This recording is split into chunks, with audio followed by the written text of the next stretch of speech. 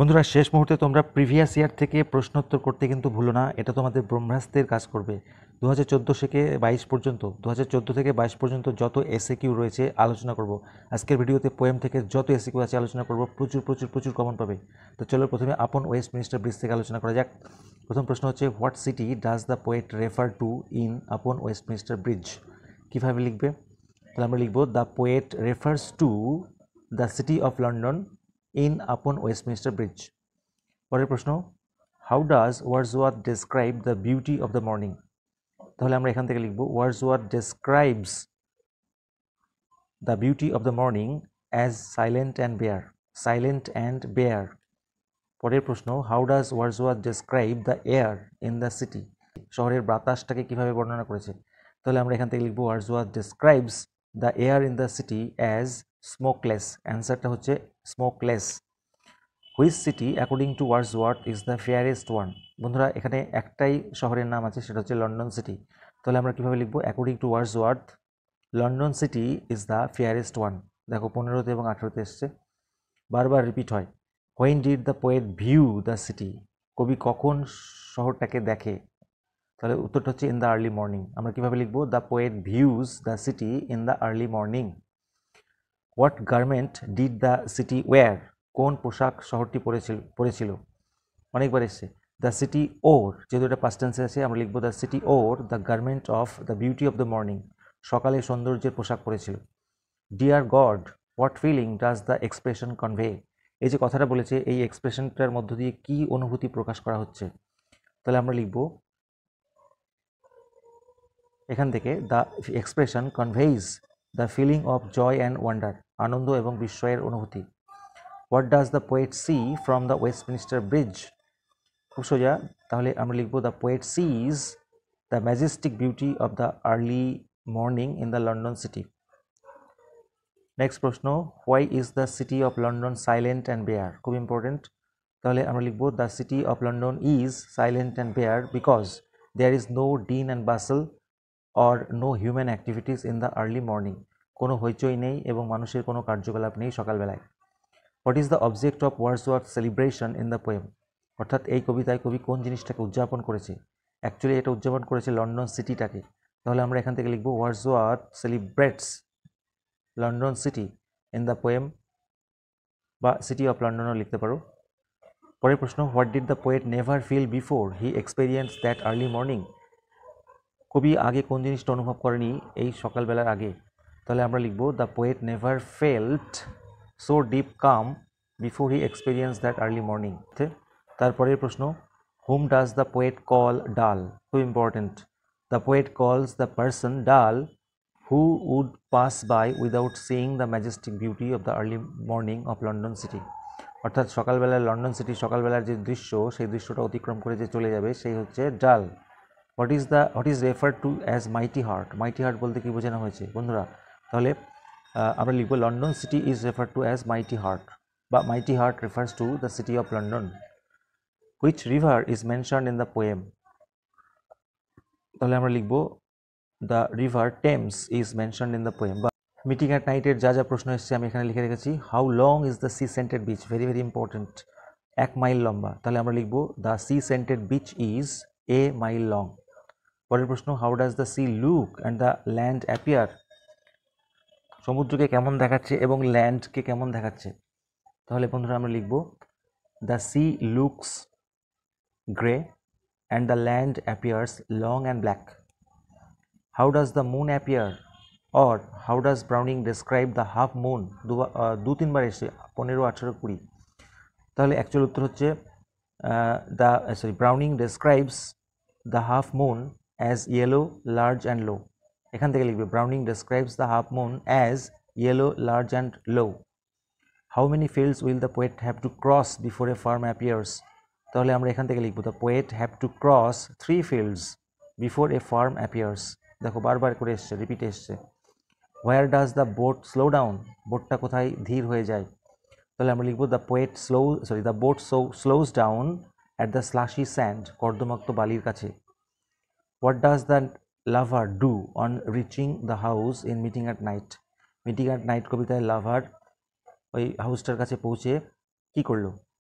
তাহলে আমরা এখান থেকে লিখব the lover taps at the window pane on reaching the house in meeting at night. জানলার শার্সিতে টোকা দিয়েছিল। What is the colour of the sea in meeting at night? তাহলে আমরা লিখব the colour of the sea is grey in meeting at night. What does the image fiery ringlet suggest? Fiery ringlet বলতে কি বোঝানো হয়েছে বা কি suggest করছে? বন্ধুরা আমরা লিখব the image fiery ringlet suggests deep passion for meeting the beloved, অর্থাৎ প্রেমিকাকে মিট করার জন্য তার তীব্র আবেগ। Whose voice response to the tap at the pane, অর্থাৎ জানলার শাসিতে যে টোকা দিয়েছিল তাতে কার ভয়েস বা কোন ভয়েসটি সাড়া দিয়েছিল?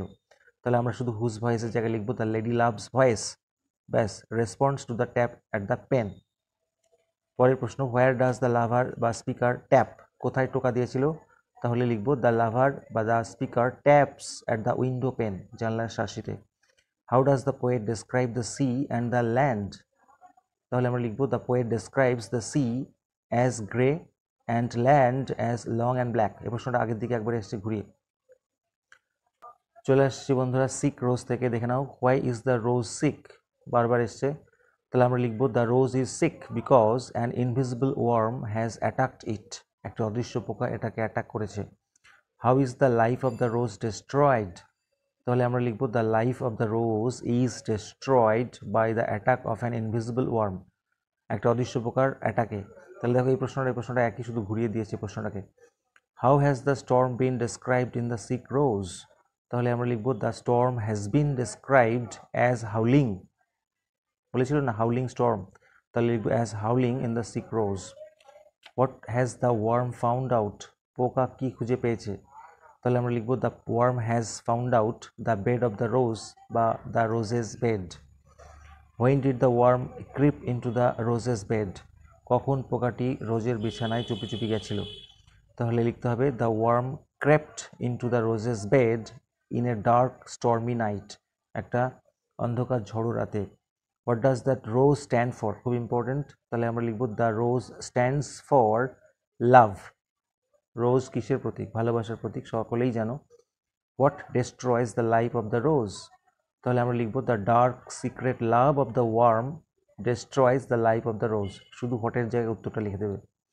What colour is the rose's joy? রোজের যে আনন্দ তার কি কালার ছিল? তাহলে আমরা লিখব the rose's joy is of crimson joy. During what time of the day does the worm fly? কোন সময় ওয়ার্মটি ওড়ে? তাহলে উত্তরটা লিখব the worm flies in the night, অ্যান্সারটা হচ্ছে in the night. When has the worm fly, when does the worm fly, কখন ওড়ে? একই প্রশ্ন ঘুরিয়ে দিয়েছে, তাহলে লিখব the worm flies in the night. Why is the worm called invisible? তাহলে আমরা লিখব the worm is called invisible because it flies in the dark stormy night, কারণ এটা অন্ধকার ঝোড়ো রাতে ওড়ে, তাই এটা ইনভিজিবল। হয়ে গেল সিক্রোজ থেকে বন্ধুরা। চলে আসছি ব্রাদারহুড কবিতায়। What does the poet mean by little do I last? বারবার এসছে, তাহলে আমরা লিখব by little do I last the poet means that as a human being his life is very short, মানুষ হিসাবে তার জীবন ভীষণ ছোট্ট, সংক্ষিপ্ত। What does the poet see when he looks up? বারবার এসছে, তাহলে আমরা লিখব the poet sees the stars write the destiny of human being when he looks up. What do the stars right? খুবই ভালো প্রশ্ন, কতবার এসছে দেখেছো? 4 বার এসছে। তাহলে আমরা লিখব the stars write the destiny of human being, মানুষের ভাগ্য লেখে। Unknowing I understand, what does the poet understand? তাহলে আমরা লিখব the poet understands that his destiny is being written, তার ভাগ্য লেখা হচ্ছে, এটা সে বুঝতে পারে। How is the night in brotherhood? তাহলে আমরা লিখব the night in brotherhood is enormous, বিশাল, অসীম।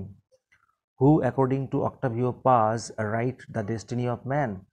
অ্যাকর্ডিং টু পাজ মানে অক্টাভিও পাজের মতে কে ডেস্টিনি লেখে?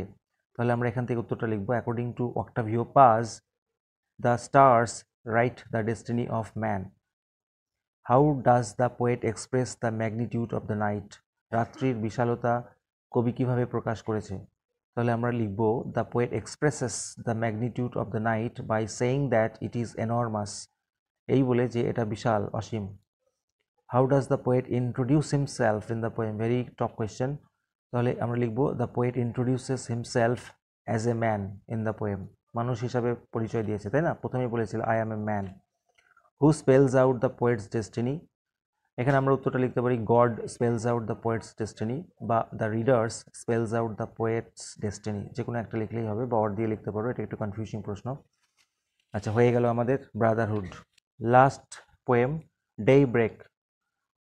From where did the wind come in day break? Day break কবিতায় বাতাস কোথা থেকে এসেছিল? তাহলে আমরা লিখবো the wind came from the sea in day break, অর্থাৎ সমুদ্র থেকে এসেছিল। What does the wind say to the forest? কতবার এসছে? তাহলে আমরা লিখবো the wind says to the forest to hang all its leafy banners out. বাতাস জঙ্গলকে বলেছিল তার সমস্ত পাতাময় ব্যানার মেলে ধরতে। Who announces daybreak in the poem? কে ভোরের আগমনের ঘোষণা করে? তাহলে আমরা শুধু হুয়ের জায়গায় লিখব the wind announces the daybreak in the poem. What does the wind touch in day break? তাহলে আমরা লিখব the wind touches the woodbird's folded wing in day break, অর্থাৎ কাঠঠোকরার ভাঁজ করা ডানাকে টাচ করে।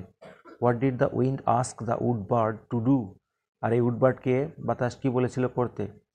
বলেছিল দ্য এভাবে লিখব the wind asked the woodbird to awake and sing. Simple answer, to awake and sing, অর্থাৎ জেগে উঠতে বলেছিল এবং গান গাইতে বলেছিল। Where did the wind hurry to in day break? Day break কবিতায় বাতাস তাড়াহুড়ো করে কোথায় গেল? তাহলে আমরা লিখব the wind hurried to landward far away in day break, অর্থাৎ ল্যান্ডওয়ার্ডের দিকে চলে গেল, জমির দিকে চলে গেল, বা ডাঙার দিকে চলে গেল। What does the wind say when it crosses the churchyard? যখন কবরস্থানটিকে পার হচ্ছিল তখন কি বলছিল বাতাস?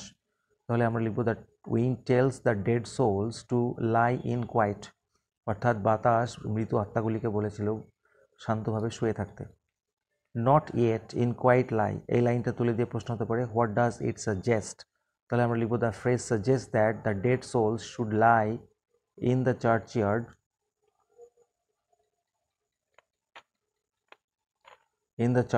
because their time to wake up has not come yet, কারণ তাদের জেগে ওঠার সময় এখনো আসেনি। What did the wind urge the bell to do? ঘন্টার ধ্বনিগুলোকে কি বলেছিল বাতাস? তাহলে আমরা লিখব the wind urged the bell to proclaim the hour of day break, অর্থাৎ ভোরের আগমনের সময় ঘোষণা করার জন্য। What does the wind hail mean? What does the word hail mean? অর্থাৎ হেইল মানে কি বলতে চাইছে? তাহলে আমরা লিখব the word hail means to welcome, অর্থাৎ স্বাগত জানানোর কথা বলেছে। Next, what do you mean by day break? Day break means বন্ধুরা ডন, DAWN, ডন, ভোরবেলার কথা বলেছি। What did the wind whisper to the fields of corn? তাহলে আমরা লিখব the wind whispered to the fields of corn to bow down and hail the coming morning. What did the wind urge the bell to do? বাতাস ঘণ্টাগুলিকে কি বলেছিল করতে? তাহলে আমরা লিখব the wind urge the bell to proclaim the hour of dawn, তাই না? তাই ছিল বন্ধুরা তোমাদের জন্য SAQ। তোমরা অবশ্যই এগুলো দেখে যেও। দেখলে তো কতবার করে এসছে প্রিভিয়াস ইয়ারে, আবারও আসবে। তোমরা অবশ্যই এখান থেকে প্রচুর কমন পাবে। ভিডিওটি ভালো লাগলে লাইক করো, চ্যানেল হলে সাবস্ক্রাইব করো। Thank you so much for watching this video.